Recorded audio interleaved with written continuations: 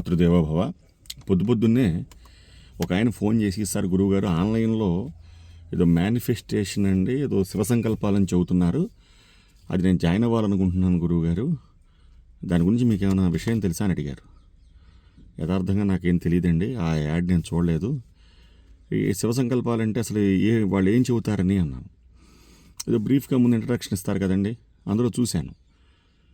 ఇవన్నీ ఎలా ఉంటాయంటే, మీరు ఏదైనా ఒక విద్య నేర్చుకోవటానికి హిందీ 30 రోజుల్లో నేర్చుకోండి, లేకపోతే తమిళం నేర్చుకోండి, మలయాళం పుస్తకాలు అమ్ముతారనుకోండి, అవి చూస్తే మనకి ఎంతవరకు అర్థమవుతుంది, అసలు ఏ స్థాయి వరకు దాన్ని మనం నేర్చుకోగలుగుతాం?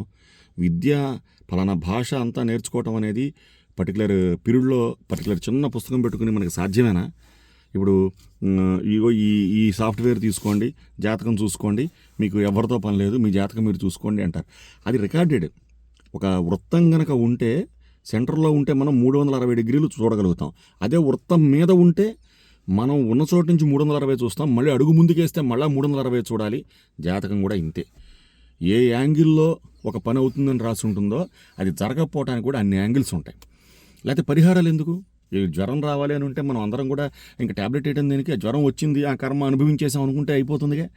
అక్కడ అనుభవించలేనివి కూడా కొన్ని ఉంటాయి, కొన్ని సాటిస్ఫాక్షన్గా అనుభవించాల్సినవి కూడా కొన్ని ఉంటాయి. సో ఇక్కడ మీ అజ్ఞానాన్ని జ్ఞానం చేసుకుంటామే. వాళ్ళ జ్ఞానం ఏంటంటే మన అజ్ఞానం. మన గరికపాటి నరసింహారావు గారు చెప్పినట్టుగా సత్యం జీర్ణించుకోవడానికి చాలా టైం పడుతుంది. శివ సంకల్పాలు తన్మే మన శివ సంకల్పమస్తు అని చెప్పి మనకి మహన్యాసంలో వస్తాయి. దానిలో చాలా స్పష్టంగా ఉంటుంది. ఏన కర్మ జ్ఞపసో మనీషిణో యజ్ఞశృణవంతి వితతే శుధిరాహ, ఇట్లా ఎన్నో మంత్రాలు ఉంటాయి దానిలో. అవన్నీ అర్థం తెలుసుకుని ప్రవర్తించాలి కదా.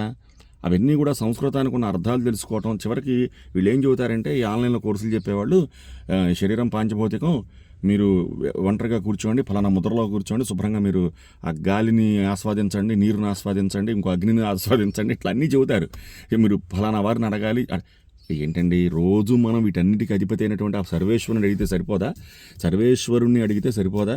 ఇవన్నీ అసలు ఎంతవరకు పోని ఆ చెప్పేవాళ్ళ వయసును కనుక మనం గమనిస్తే ఎంత వరకు వాళ్ళకి ఆ చిన్న వయసులో ఎంతవరకు నేర్చుకుని ఉంటారు? పోనీ వీళ్ళు ఏమైనా ఒక గురుకులంలో ఒక గురు శిష్య పరంపర ఏమైనా ఉందా? రీసెంట్గా నేను ఒక స్క్రోల్ చేస్తుంటే ఇన్స్టాలో ఒక వీడియో చూశాను. ఏంటంటే దానిలో ఒక ఆవిడ మన బ్లాగ్స్ అన్నీ ఓపెన్ అయ్యేందుకు ఈ ఆగస్టు మంత్ చాలా మంచిదిట, పోనీ గౌరవంగా చచ్చిందా ఏమన్నా? ఆ గౌరవం కూడా లేదు. నువ్వు ఏంటో అసలు వెనకాల ఒక హౌరా ఎక్స్ప్రెస్, ఒక ఏదో స్పీడ్గా వెళ్ళే బుల్లెట్ ట్రైన్ వచ్చినట్టుగా చాలా వేగంగా చెబుతోంది ఆవిడ. చాలా ఇది మీరు తెలుసుకోండి, నిన్ను బాగుపరుచుకోవాలని. అసలు నువ్వు ఏమాత్రం సంస్కారమో అక్కడ నువ్వు అంటలోనే తెలిసిపోతుంది. ఇంకా వీళ్ళు మనకు కొత్తగా నేర్పేది ఏంటి? నేను చెప్పేది ఏంటంటే, నిగూఢంగా ఉన్న విషయాలన్నీ కూడా బహిర్గతం కావు. అవి నిగూఢంగానే ఉంటాయి. అవి మీరు ఆ పరంపరలోకే వెళ్ళాలి. ఆ పరంపరలోనే వెళ్ళి దాన్ని ముందు వెనక రెండు కూడా నేర్చుకుంటేనే వేద విద్యలు అభ్యసించుకుని, ఆ వేదం తెలుసుకుని, ఆ వేద విద్య అభ్యసించి మనం బాగుపడగలుగుతాం. అప్పటిదాకా మరి ఏం చేయాలి? ఏం చేయక్కర్లేదండి. మీరు మీ దైనందిక కార్యక్రమాలు సమయానికి చేసుకోండి, మీ పెద్దలను చక్కగా చూసుకోండి, మీ గురువులు చెప్పినటువంటి విషయాలను చక్కగా పాటించండి. గురువులంటే కలియుగంలో బోధ గురువుల కంటే బాధ గురువులు ఎక్కువ ఉంటారు. అలా కాదండి, చక్కగా స్పష్టంగా మంచి చెప్పేటువంటి వారు ఉంటారు మనకి. ఆ మాత్రం మంచి లేకపోతే ఈ మాత్రం అల్పపీడనాల వల్ల కూడా మనకు వానలు పడవు. కాబట్టి వాళ్ళ చక్కటి ప్రవచనాలలో, వాళ్ళ యొక్క మార్గదర్శకత్వంలో ఓ సామవేదం షణ్ముఖ శర్మ గారు కావచ్చు, గరికపాటి నరసింహారావు గారు కావచ్చు, కాకుమాను సూర్యనారాయణమూర్తి గారు కావచ్చు, మహానుభావులు, మన మల్లాది చంద్రశేఖర గురువు గారు కావచ్చు, అలాగే శృంగేరి భారతీ తీర్థస్వామి వారు కావచ్చు, కంచివారు కావచ్చు, వీళ్ళు చక్కటి మాటలు చెబుతారు. అమృత గుళికలు అనాలి వాటిని.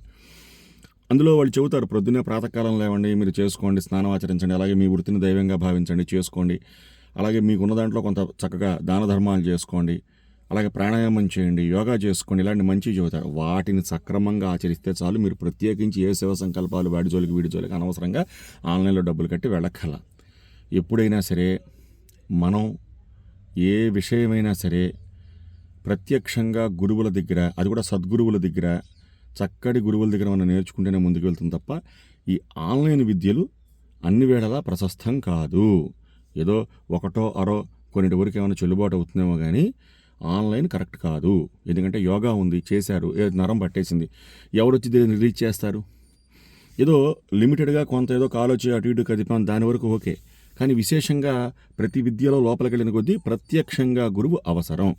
కాబట్టి ఇటువంటి వాటి జోలికి వెళ్ళకపోవడం ఉత్తమం.